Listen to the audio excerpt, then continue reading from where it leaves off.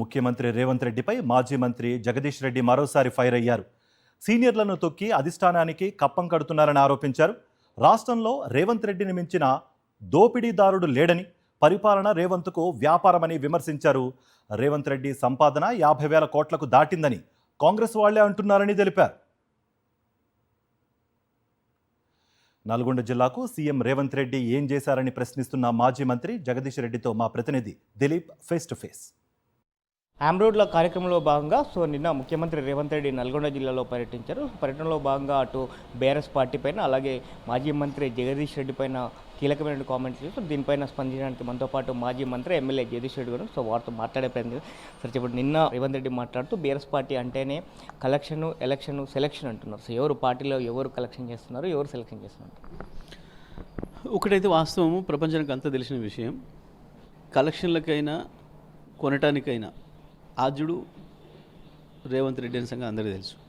ఎందుకంటే ఆనాడు ఎవరో పెట్టుకున్న తెలుగుదేశం పార్టీలో చివరి రోజుల్లో వచ్చి చేరి దాన్ని కొట్టేసి, ఆ నాయకత్వాన్ని కొట్టి అంతమంది వాళ్ళందరినీ దొక్కేసి, ఆ నుంచి వెళ్ళి దాన్ని అడ్డం పెట్టుకొని కాంగ్రెస్ పార్టీలో కొనుక్కొని పాపం మొదటి నుంచి కష్టపడి ఇక్కడ కాంగ్రెస్ పార్టీని బతికించుకున్న బట్టి కావచ్చు, ఉత్తమ్ కావచ్చు, పొన్నం కావచ్చు, శ్రీధర్బాబు కావచ్చు, దామోదర రాజనరసింహ కావచ్చు, కోమటిరెడ్డి కావచ్చు, వాళ్ళందరినీ దొక్కేసేసి పైసలు పెట్టి కొనుక్కొచ్చుకొని పిసిసి పదవిని తీసుకొని దాని ఆధారంగా చేసుకొని ఇలా నెలకింత కలెక్షన్ చేసేసి అక్కడికి పంపించి దాంతో సెలెక్ట్ అవుతున్న ముఖ్యమంత్రిగా వచ్చింది రేవంత్ రెడ్డి అనే సంగతి అందరికీ తెలుసు ప్రపంచంలో. కేసీఆర్ని పాపాల బైరోడ్ అంటూ ఉన్నారు.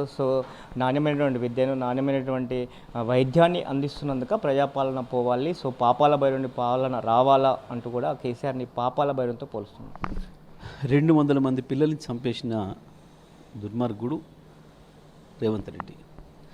పాపం పిల్లల తల్లిదండ్రులు ఎన్నో కళలతోని తీసుకొచ్చి నీ చేతికి అప్పచెప్పిపోతే ఏం జరిగింది ఈ రాష్ట్రంలో ఇవాళ?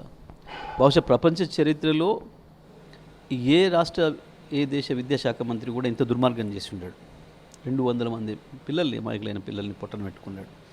వాస్తవం దానిపైన హత్యానేరం పెట్టాలి. ఈయనపైన విద్యాశాఖ మంత్రి కూడా ఆయన ఉన్నాడు. కాబట్టి పాపాల బైరోడ్ అని ఎవరినైనా నాలి. మూసీ నది ప్రక్షాళన చేసి తీరుతాము. నల్గొండ జిల్లా ప్రజలకు మురికి నీళ్ళు కాకుండా మంచినీళ్ళు అందించే ప్రయత్నం చేస్తాము. ఎవరు అడ్డుకున్నా కానీ వాళ్ళనే మూసీలో తొక్కుతాము అంటూ కూడా నిన్న కామెంట్ చేస్తాను. నేను చెప్తే కదా, ఇవే రోత మాటలు, ఇవే చెత్త మాటలు, సబ్జెక్టు లేక వచ్చే మాటలు తప్ప, సంస్కారం లేక వచ్చే మాటలు తప్ప. నీవు మూసీలో నువ్వు కంపు చేసిందే మీరు, నీ మూసీని నువ్వు బాగు చేసేది నేను ఆపిందో వాడు. నువ్వు వచ్చి నీ నోటి కంపుతో అదనంగా కంపు చేసిపోయినా తప్ప నువ్వు కొత్తగా చేసేది ఏం లేదు. ఏం మూసిని ఏం చేస్తుంటే ఎవడాపిండు విని, ఎవడాపిండు, ఎక్కడ ఆపిండ్రు, ఎవడిని దొక్కుతావు, నీ ముఖం దొక్కుతావు. తొక్కుతారు ప్రజలు, సందర్భం వచ్చినప్పుడు మామూలుగా దొక్కరు. హిట్లర్ని దొక్కిన చూసినావు కదా, హిట్లర్ని వారసుని అని చెప్పుకున్నాడు కదా, అదే పద్ధతిలో ఎప్పుడు దొక్కాలంటే తొక్కుతారు ప్రజలు. కలెక్షన్, సెలక్షన్ ఏదైనా సరే రేవంత్ రెడ్డి చేస్తాడు. అలాగే పిసిసి అధ్యక్షుడే, అలాగే ముఖ్యమంత్రిగా అయ్యారు. ఇక్కడ కలెక్షన్ చేసి కాంగ్రెస్ పార్టీ ఐ అఫీషియల్స్కి కూడా తను కుప్పం కడుతున్నాడు అనేటువంటిది ఆరోపించిన పరిస్థితి కనిపిస్తుంది. వీడియో వెంకటతో కరెస్పాండెంట్ దిలీప్, సాక్షి న్యూస్, హైదరాబాద్ నుంచి. మరిన్ని అప్డేట్స్ కోసం ఛానల్ను సబ్స్క్రైబ్ చేయండి. నోటిఫికేషన్స్ కోసం బెల్ ఐకాన్ పై క్లిక్ చేయండి.